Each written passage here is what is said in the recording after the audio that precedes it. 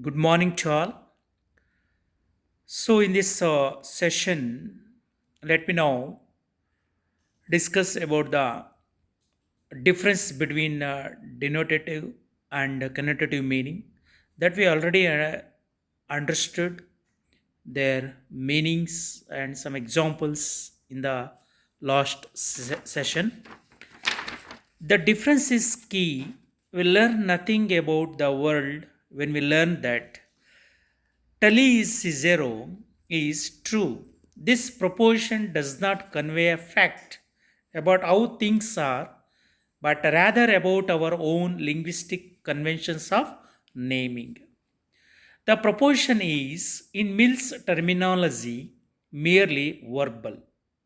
Such propositions are key to understanding the uninformative nature of a priori propositions and a priori reasoning.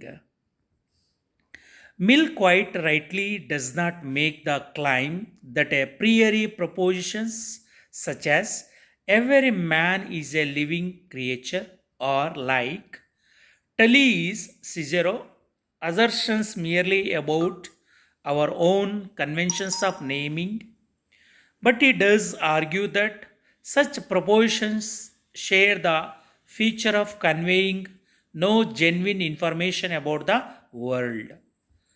For the connotation of man, the attributes it signals includes the connotation of living creature, someone who already knows the meaning of the term man is not told anything about how the world is when told that every man is a living creature.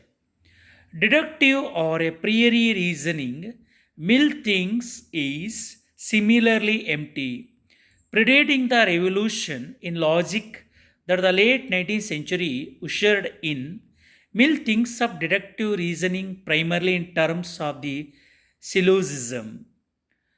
Syllogistic reasoning, he argues, can elicit no new truths about how the world is. Nothing ever was, or it can be proved by syllogism which was not known or assumed to be known before. I think what is syllogism? Syllogism is an instance of a form of reasoning in which a conclusion is drawn from two given or assumed propositions. There are two given or assumed propositions. Finally, a conclusion is taken from these two given or assumed propositions or premises. A common or middle term is present in the two premises but not in the conclusion, which may be invalid. For examples, all dogs are animals. All animals have four legs. Therefore, all dogs have four legs. That is the syllogism. Mill's argument that we can learn nothing about the world by reflecting on our language details, neatly with his naturalistic claim that all genuine. A hypothesis is not to be received probably true because it accounts for all the known phenomena. Since this is a condition sometimes fulfilled tolerably well by two conflicting hypotheses.